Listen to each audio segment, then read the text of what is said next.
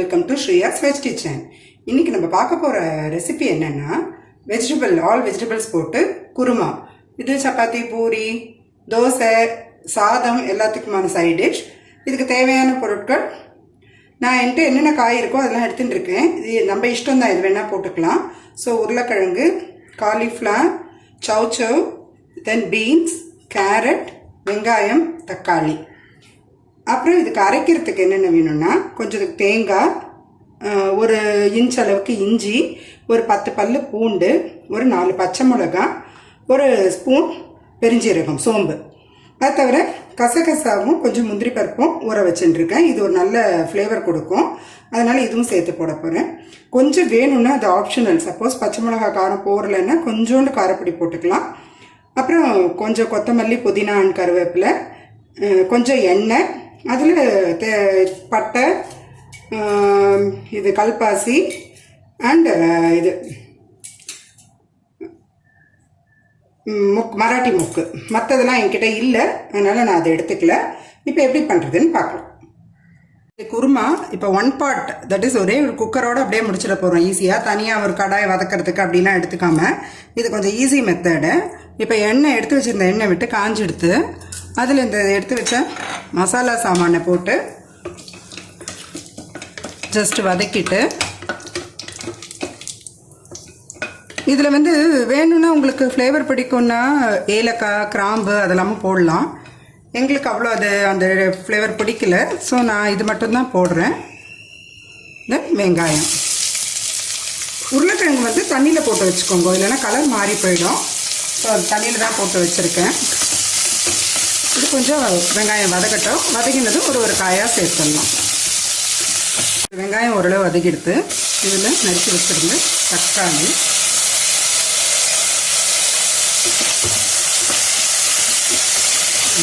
மஞ்சப்பொடி சேர்த்துக்கோங்க. எல்லா ஐட்டத்துலையுமே நம்ம மஞ்சப்பொடி சேர்ப்போம், பட் நான் அது முன்னாடி சொல்ல வச்சுட்டேன். மஞ்சப்பொடி சேர்த்துக்கோங்க, ஏன்னா ஆன்டி ஆக்சிடென்ட் நிறையா இருக்கிறதுல, அதனால எந்த சமையல்லையுமே மஞ்சப்பொடி சேர்க்கறது நல்லது. ஏன்னா ஃபுல்லாக நம்ம மூடி வேக தான் வைக்க போகிறோம், அதனால் ரொம்ப ஒன்றுத்தையும் வதக்கணுங்கிறது இல்லை. வரிசையாக எல்லா காயும் சேர்த்துடுறேன்.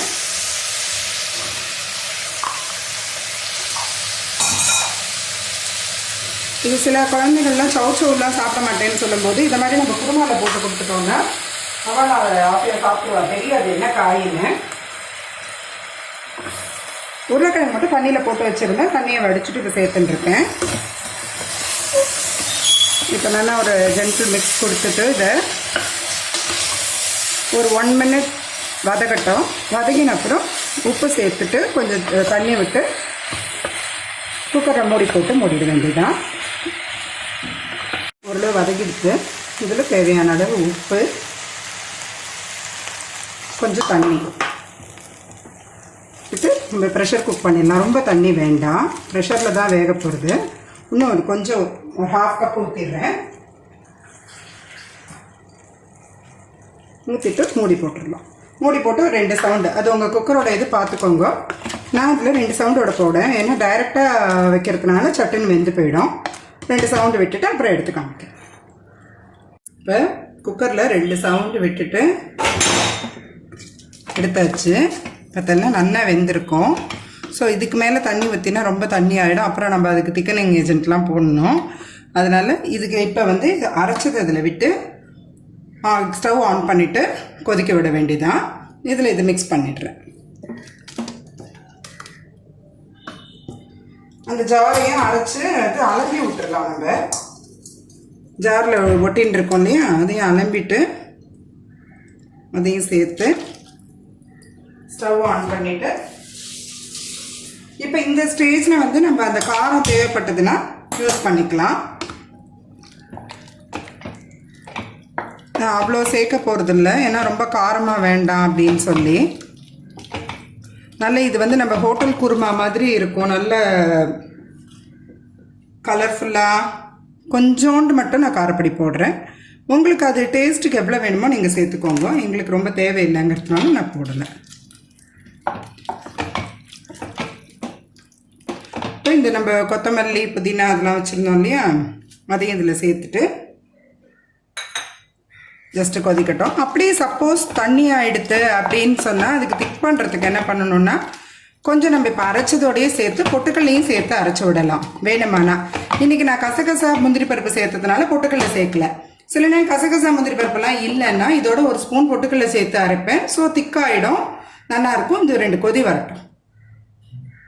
இப்போ நல்லா கொதி வந்துடுது, அவ்வளோதான், ஆஃப் பண்ணிடலாம். நல்லா ஒரு 4 கொதி கொதிச்சதும் ஆஃப் பண்ணிட்டா ரொம்ப நல்லாயிருக்கும், ஃபஸ்ட் கிளாஸாக இருக்கும். இதுக்கு தேவைன்னா நீங்கள் மசாலா பொடியெலாம் ஆட் பண்ணிக்கலாம், கரம் மசாலா. பட் எதுவுமே இல்லாமல் ரொம்ப நல்லாயிருக்கும், மைல்டு ஃப்ளேவரில் ரொம்ப நல்லாயிருக்கும் இந்த குருமா. எதோட வேணால் சாப்பிட்லாம். இன்றைக்கி நாங்கள் சப்பாத்தியோடு சாப்பிட போகிறோம். சப்பாத்தி, பூரி, தோசைக்கும் ரொம்ப நல்லாயிருக்கும், இட்லிக்கு கூட நல்லாயிருக்கும். வெறும் சாதத்தில் பிசைஞ்சு சாப்பிட்டாலும் கொஞ்சம் நெய் போட்டுட்டு இது பிசைஞ்சு சாப்பிட்டாலும் ரொம்ப சூப்பராக இருக்கும். நீங்களும் ட்ரை பண்ணுங்க. இப்போது கமகமன்னு டேஸ்டியான வெஜிடபிள் குருமா சப்பாத்தியோட ரெடி ஆகிடுது. நாங்கள் சப்பாத்தியோட சர்வ் பண்ணியிருக்கோம். நீங்கள் எது கூட வேணால் சாப்பிட்லாம். உங்களுக்கு எங்கள் சேனல் பிடிச்சிருந்தா லைக் பண்ணுங்க, ஷேர் பண்ணுங்க, சப்ஸ்கிரைப் பண்ணுங்க. அப்புறம் நோட்டிஃபிகேஷன் உடனே வரதுக்கு பெல் பட்டனை ப்ரெஸ் பண்ணி அதில் ஆல்கிற ஆப்ஷனை சூஸ் பண்ணுங்க. தேங்க்ஸ் ஃபார் வாட்சிங்.